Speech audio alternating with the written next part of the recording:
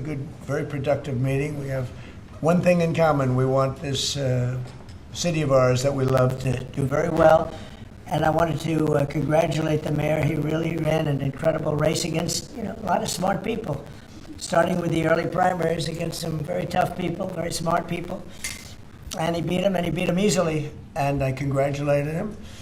And we talked about some things in very strong common, like housing and getting housing built, and food and prices, and the price of oil is coming way down. That anything I do is going to be good for New York. If I can get prices down, it's good for New York, and we've got them down, way down from last year. As you know, I've been saying to a lot of people, Walmart said that Thanksgiving this year is exactly 25% less than last year, so that's good for New York, good for everybody. But I just want to congratulate. I think you're going to have, hopefully, a really great mayor. The better he does, the happier I am, I will say. There's no difference in party. There's no difference in anything. And we're going to be helping him to make everybody's dream come true, having a strong and very safe New York. And congratulations, Mr. Mayor. Thank you, Mr. President. Thank you. I appreciate it. Please. I appreciated the meeting with the president, and as he said, it was a productive meeting focused on a place of shared admiration and love, which is New York City, and the need to deliver affordability to New Yorkers, the 8.5 million people who call our city their home, who are struggling to afford life in the most expensive city in the United States of America. We spoke about rent, we spoke about groceries, we spoke about utilities, we spoke about the different ways in which people are being pushed out, and I appreciated the time with the president, I appreciated the conversation. I look forward to working together to deliver that affordability for New Yorkers. Thank you very much. Any questions, please? President Trump, Stephen Nelson from the New York Post. I've got a question for you and then also one for the mayor-elect. For you, you've referred to Mr. Mamdani as a communist. Could you describe why you feel that way? And also, will you do anything to stop him from arresting Prime Minister Netanyahu if he visits New York? Well, we didn't discuss your second part of the question, and on your first part, I mean, he's got views that are a little out there, but who knows? I mean, we're going to see what works, or he's going to change also. We all change. I changed a lot from when I first came to office. It's now quite a while ago. It's quite a while. My first term was great. We had the greatest economy in the history of our country. We're doing even better now. We're doing much better now than we did even in the first term. And I can tell you some of my views have changed. And we had discussions on some things. I'm not going to discuss what they were, but that I feel very confident that he can do a very good job. I think he is going to surprise some conservative people, actually. And some very liberal people, he won't surprise them because they already like him. And for Mr. Mamdani, it sounds like you had a productive discussion, but just days ago you referred to President Trump as a despot who had betrayed the country. You said you'd be his worst nightmare and accused him of having a fascist agenda.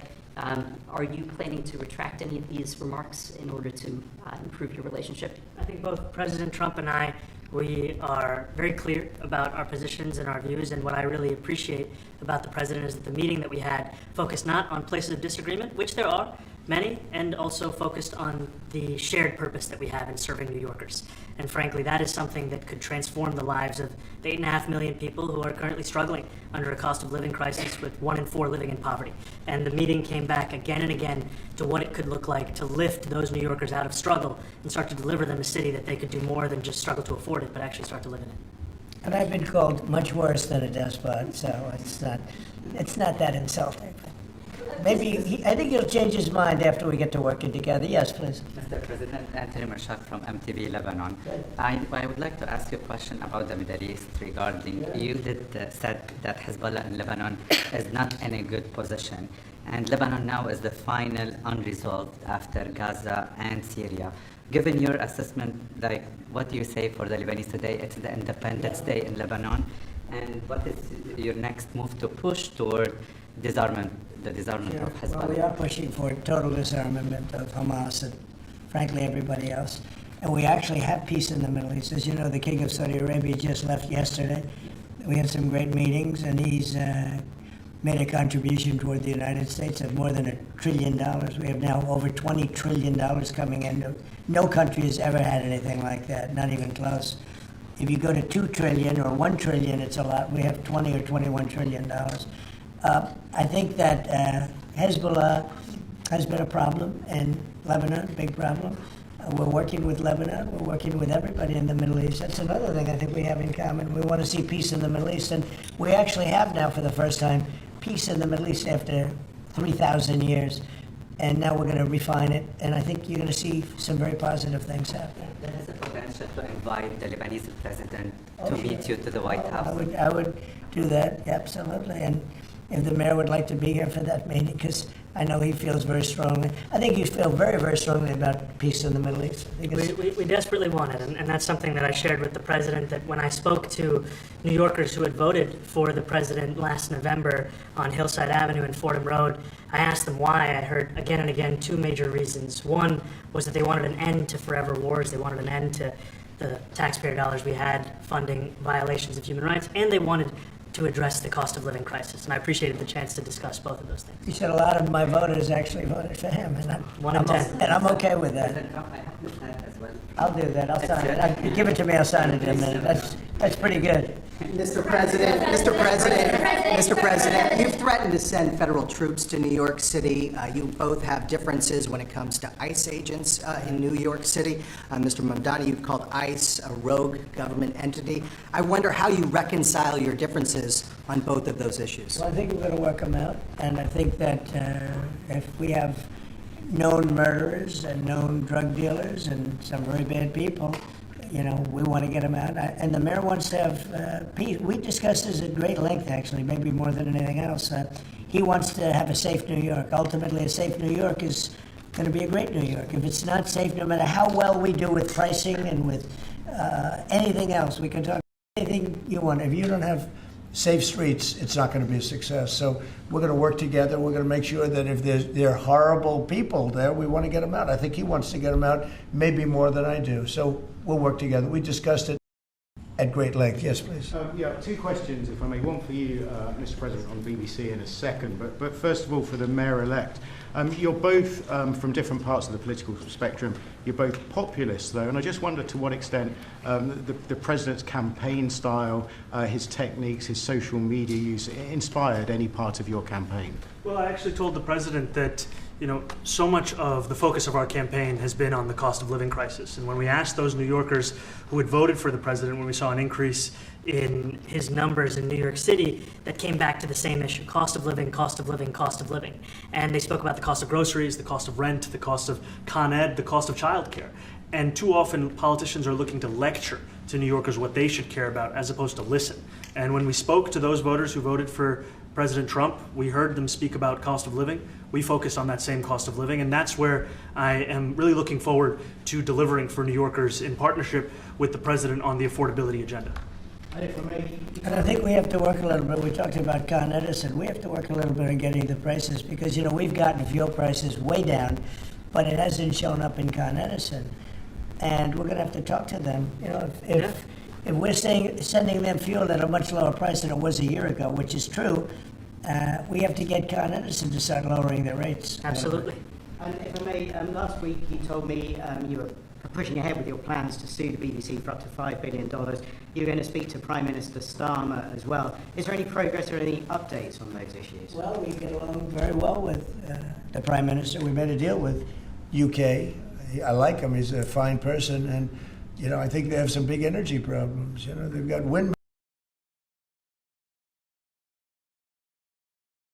out of control. Talking about in the UK, it's out of control. And he's got that problem. He's got a big immigration problem, as you know, and he's got a big energy problem. And we talk about it. He's a good man. Prime Minister's a good man. You have a chance to speak this week. I haven't spoken this week. Mr. President, have you spoken to President Zelensky, or do you intend to meet with him? President Zelensky, about your plan? Are you going to meet with him?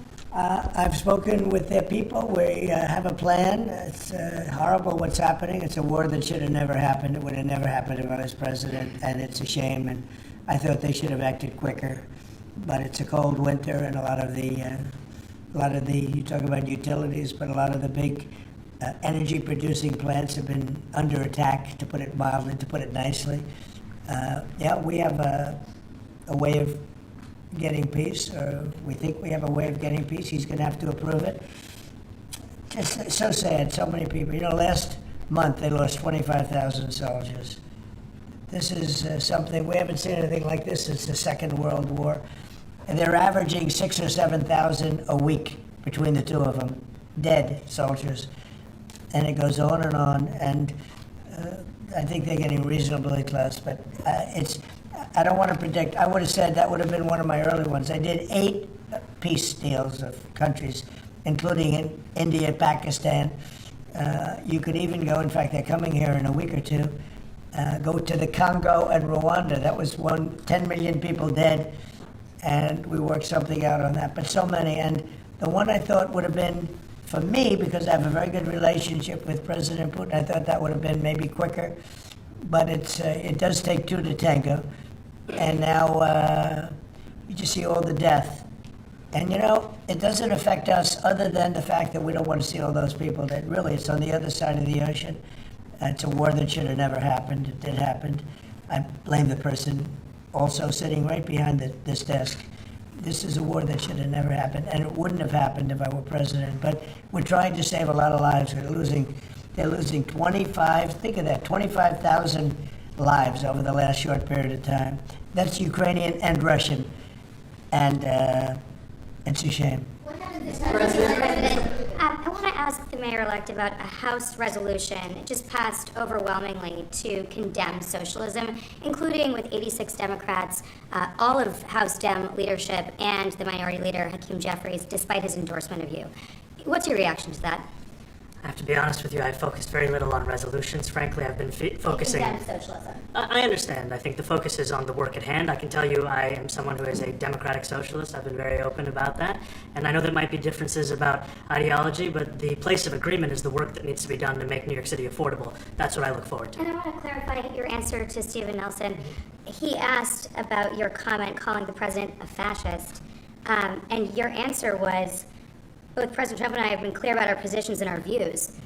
Are you affirming that you think President Trump is a fascist? I've spoken about... That's okay. You can just say yes. Okay. It's easier. It's easier than explaining it. I don't mind. And Mr. President, I wanted to ask you also about this Ukraine plan. Yeah. President Zelensky said today that his country would risk either giving up a partner or giving up its dignity. There's been criticism that this deal proposal... He doesn't like it? It's unclear. He was sort of tenuous about it. He'll have to like it, and if he doesn't like it, then, they should just keep fighting, I guess,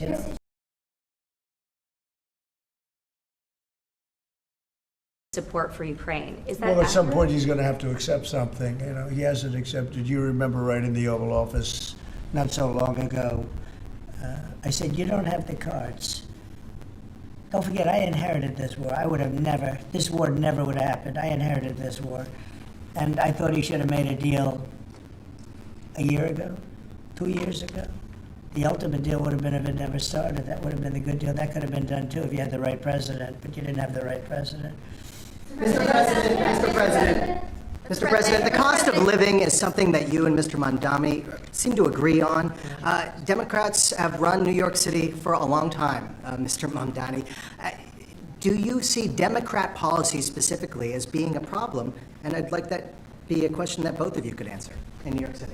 Look, I think that there are many things in our city where we have to own the responsibility of it, things that existed long before the president was the president. And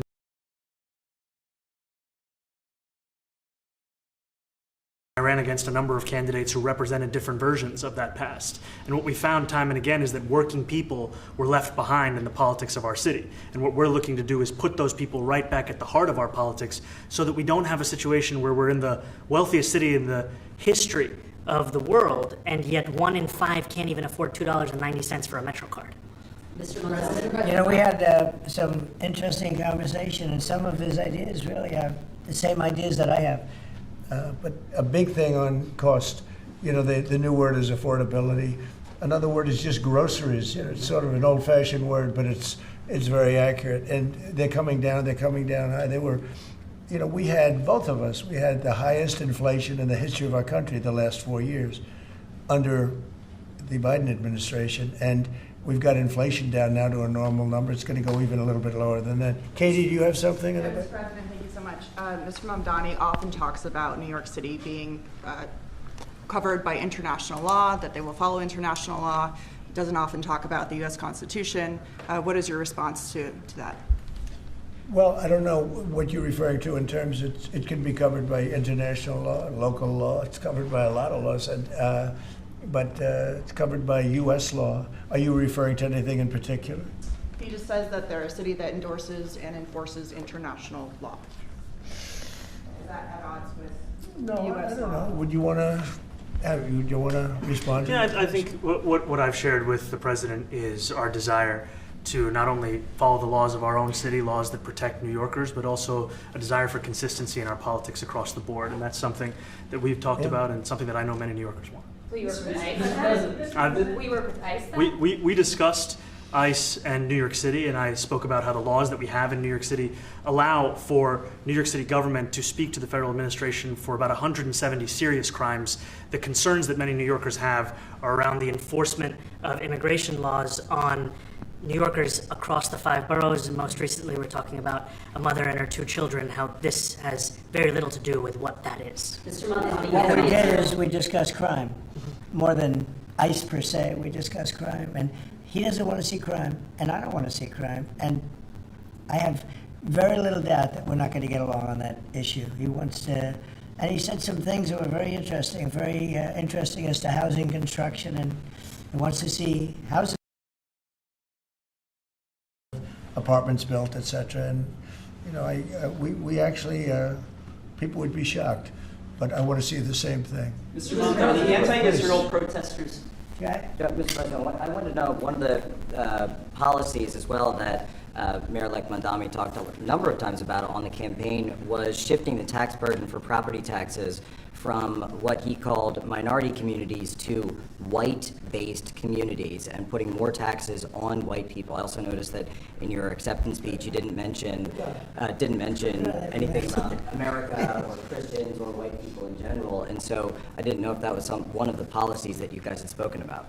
We focused on affordability. We focused on the cost of living crisis. What I will say is that I am very much interested in property tax reform because what we see right now in New York City is a system that is so inequitable that it can't even stand up in court. And the president and I spoke about the importance of not only building more housing, but also making sure that regulation of housing is something that is manageable to actually get through and not the cause of yet another weight that we see in But our to be city. clear, you're continuing this idea of race-based property taxes. No, to be very clear, That's what you said. no, the use of the term was a description of neighborhoods, not a description of intent. So you intend to tax the whiter neighborhoods more? No, we intend to create a fair property tax system because we want a New York City that is not only fair and equitable, but also one that every New Yorker can afford. Mr. Mamdani, anti-Israel protesters. Liz, go ahead. Mr. Mamdani, anti-Israel protesters just targeted a synagogue in New York. Are you concerned about Jewish New Yorkers feeling welcome and safe in the city? And President Trump, you've threatened to cut off federal funding to New York City. What policies would prompt you to do that? Would that be city-run grocery stores? Would it be something else? Well, I think if we didn't get along, whether it's cut off or just make it a little bit difficult or not give as much, we want to see, I use the term, we don't want good money going after bad, and we don't want that to happen. I don't think that's going to happen. I did say that, subject to what policies are being said.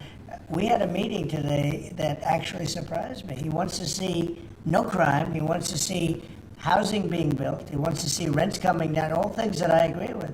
Now, we may disagree how we get there. The rent coming down, I think one of the things I really gleaned very much today, he'd like to see him come down, ideally, by building a lot of additional housing. Yeah. That's the ultimate way. He agrees with that, and so do I. But if I read the newspapers and the stories, I don't hear that. But I heard him say it today, and I think that's a very positive step. No, I don't expect. I expect to be helping him, not hurting him. A big help, because I want New York City to be great. Look, I love New York City. It's where I come from. I spent a lot of years there. Now I'm right here. We took a big setback with the mayor that we had, named de Blasio. I thought it was a tremendous setback for the city. I think this mayor can do some things that are going to be really great. Mr. President, You. Go Thank you, ahead. Mr. President. You're a billionaire. You have a different address nowadays than you used to, but you used to call New York City home. Would you feel comfortable living in New York City under a Mamdani administration? Yeah, I would. I really would. Especially after the meeting. Absolutely. What makes you comfortable? we agree on a lot more than I would have thought.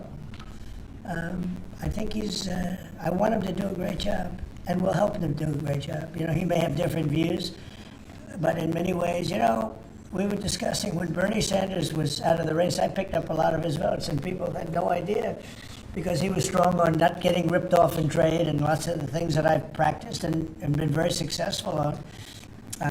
Tariffs, a lot of things. Bernie Sanders and I agreed on much more than people thought. And when he was put out of the race, I think quite unfairly, if you want to know the truth, many of the Bernie Sanders voters voted for me.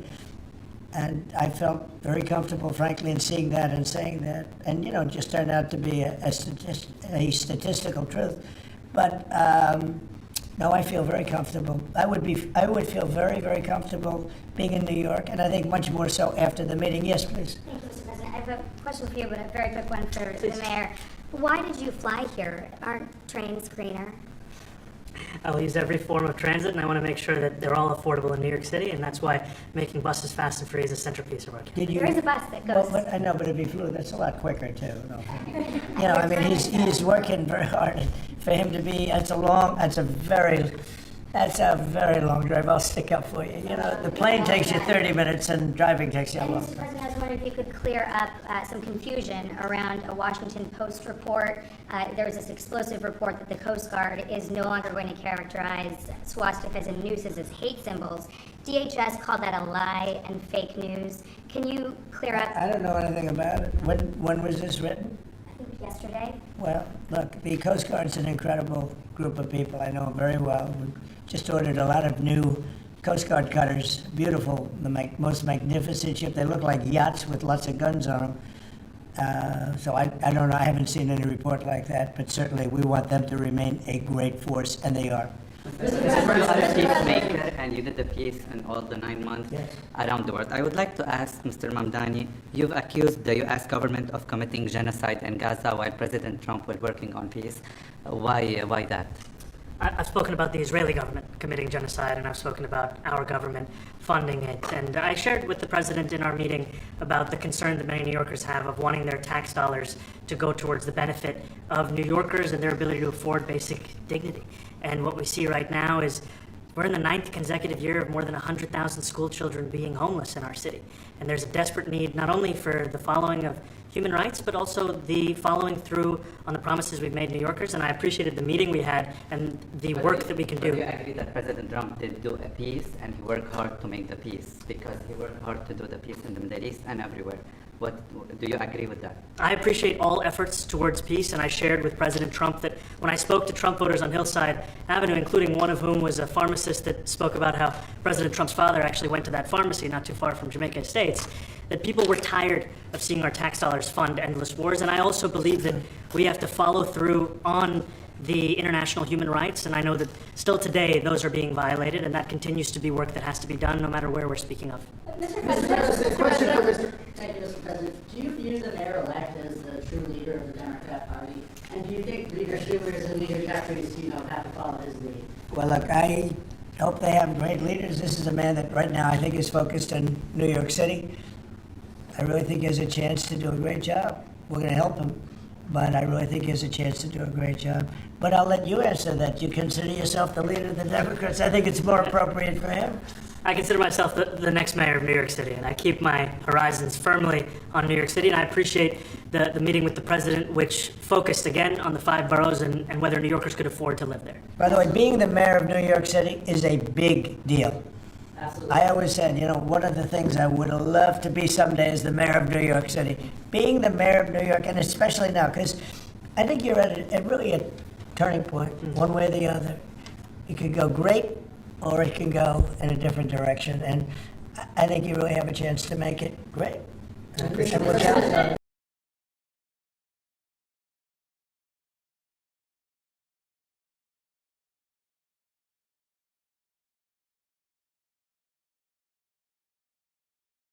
That focus on cost of living, and I'm looking forward to working together to deliver on that affordability agenda. I got a lot of votes. One more. Go ahead. 1 or 2 more. Go ahead. I tell you, the press has eaten this thing up. I've had a lot of meetings with the heads of major countries. Nobody cared. this meeting that you people have gone crazy. You know, outside you have hundreds of people waiting. This is just a small little group. For some reason, the press has found this to be a very interesting meeting.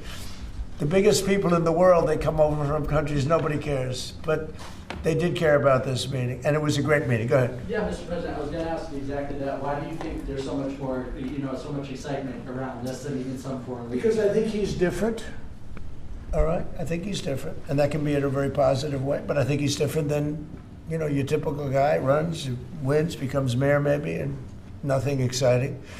Because he has a chance to really do something great for New York. New York is at a very critical point, and he does need the help of the federal government to really succeed, and we're going to be helping him. But he's different than, your average candidate. He came out of nowhere. I said he has a great campaign manager standing over there. He came out of nowhere. What'd you start off at 1 or 2? And then I watched. I said, who is this guy? He was at 1, then he was at 3, then he was at 5, then he was at 9. Then he went up to 17. I said, that's getting a little bit interesting, right? And then all of a sudden he wins a primary that nobody expected he was going to win. It's a great tribute. I mean, it's an amazing thing that he did. And I'll just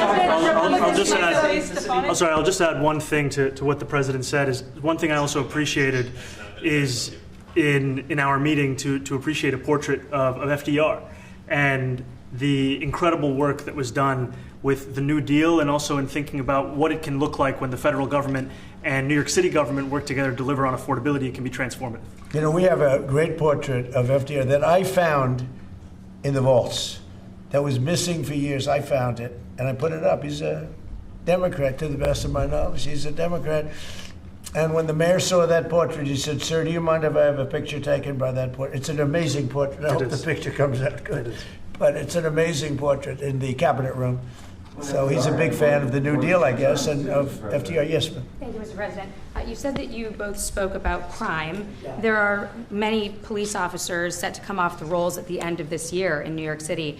Are you going to allow those police to be replaced with police officers, actual cops? And are you going to require that happens? Would there be some consequence if the Well, I hope staffing? it happens, but again, that's going to be ultimately the mayor's decision.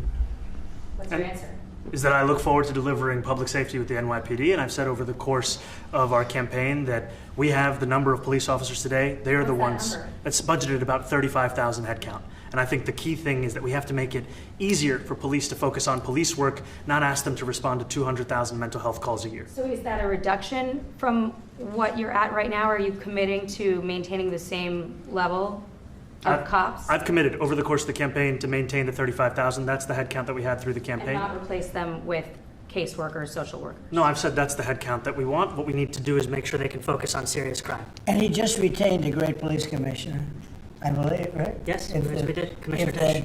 If the newspapers are correct. That one they're correct about. He retained, I think, somebody that is she's a good friend of some of the people in my family, of Ivanka, and they say she's really good, really competent, and he just retained her, so that's a good sign. Are there still topics that you see the two of you disagreeing on in the future, and do you think you'll have more meetings like this? There will be topics that we disagree on. I think we'll probably come to a conclusion, and ultimately he'll convince me, or I'll convince him. It's for the good of New York. Ultimately, it's for the good of New York. I don't care about affiliations or parties or anything else. I want to see if this city could be unbelievable, if he could be a spectacular success, I'd be very happy. Do you think you guys will meet more in the future, too?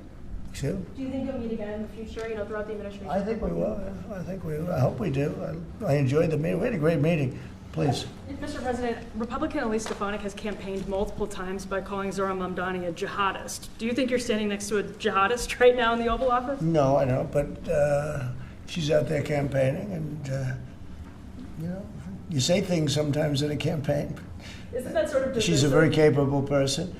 Isn't But that a kind of label? you really have to ask her about that. But no, I don't particularly. I think I met with I met with a man who's a very rational person. I met with a man who really wants to see New York be great again. And I can say again, because New York was great. When I came down to Washington initially, the city was so hot. It was doing great. We were having some telltale signs of problems. We had a mayor that was not doing a great job, but still, it was moving along, and it went bad. It really went, pretty bad. And he can, I think it's been at lower points, but it went pretty bad. I think he can bring it back. Now, the question is, will he bring it back? Gee, that's his wish. I think he wants to make it greater than ever before. And if he can, we'll be out there cheering. I'll be cheering for him. Okay? Thank you very much, everybody. You chose not to answer the question about the synagogue protest. Thank you very much. I care.